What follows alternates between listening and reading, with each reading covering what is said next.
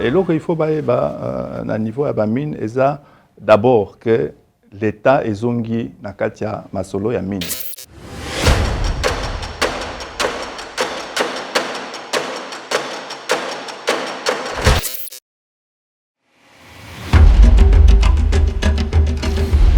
Ce qui est important à retenir par rapport aux activités que nous avons menées dans le cadre du programme d'action du gouvernement, c'est d'abord d'assurer plus de transparence. Toute la partie de nettoyage du cadastre minier, où nous avons déchu plus de 900 titres miniers.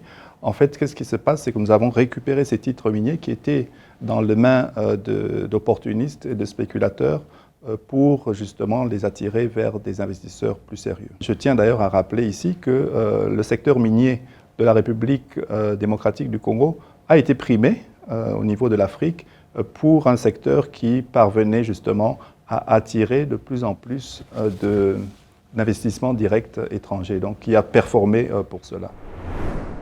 Nous avons remis en état une usine de production de zinc à Kipushi, donc Kiko, qui est une usine qui a d'ailleurs justement créé 1000 emplois, mais qui également va dans toute la transformation du zinc. C'est une usine qui était restée depuis 30 ans sans activité à l'est de notre pays, en ce qui concerne l'or, par exemple. Et là, nous avons abordé le captage de tout cet or par une entreprise qui est redevenue 100% congolaise, qui s'appelle DRC Gold Trading. Et donc, avec cette entreprise, nous captons une grande partie de l'or, parce qu'avant, nous n'avions des statistiques nulles. Et donc, cet or est capté chez nous pour pouvoir être justement acheminé dans un circuit d'approvisionnement qui soit responsable et raisonnable. Dans le secteur artisanal en République démocratique du Congo, je dirais, emploie à peu près plus ou moins 1,5 à 2 millions de personnes. Au jour d'aujourd'hui, on va dire ce qui se faisait avant, c'est que c'était un secteur qui était justement la proie à beaucoup d'illégalités, à beaucoup de non-droits, où certains droits humains n'étaient pas respectés. Là, par exemple, nous travaillons en collaboration avec le ministère des Affaires sociales et du Travail pour justement réduire le nombre d'enfants dans les mines. Donc, ce qui a été fortement fait, nous avons sorti plus de 5000 enfants qui sont sortis des mines, mais également pour la valorisation et le bien-être de nos artisans. Nous avons des programmes avec des assurances aujourd'hui, décès, des assurances également maladie, pour eux, mais également pour leurs dépendants, de pouvoir bénéficier de ces assurances qui les valorisent. Nous avons réinstauré la Commission nationale de lutte contre la fraude minière. C'est une commission qui travaille avec 4 ministères, ministère de la Défense, ministère de l'Intérieur, ministère de la Justice et ministère des Mines.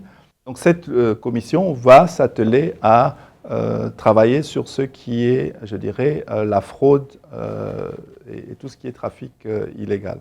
Des actions ont déjà été menées. Nous avons arrêté, jugé, je dirais, des sujets étrangers qui opéraient dans le secteur de l'or dans le sud Kivu.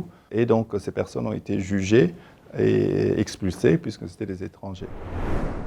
Nous avons investi dans des laboratoires performants pour pouvoir détecter l'ensemble des produits qui étaient exportés. Avant, ce qui se passait, c'est que les entreprises définissaient 1 ou 2 produits qui étaient les produits connus que nous exportions. Mais en fait, lorsqu'ils exportaient l'ensemble de ces produits vers l'extérieur, il y avait une grosse partie d'autres produits qu'on appelle les sous-produits qui n'étaient pas connus. Et ces produits ont également une très grande valeur commerciale. Donc maintenant, avec les laboratoires que nous avons mis au niveau du CEC, nous sommes capables de pouvoir analyser l'ensemble des sous-produits et pouvoir justement collecter les taxes et droits sur ces produits. Bon, na cadre nini ezosalema na cadre secteur minier pona mboka, pona kosunga mboka, tokoloba eza mingi déjà, hein? Tokoloba neti centrale ya Katende.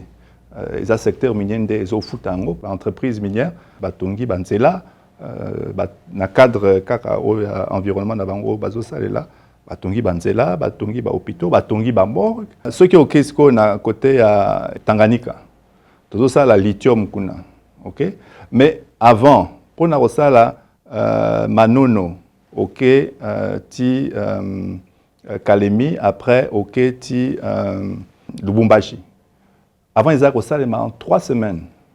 Tala siko batu ba société na bazakuna babandi otonga biloko babongisi nzela ngo osango siko na 2 jours. Au moins que on a un impact moko ya makasi.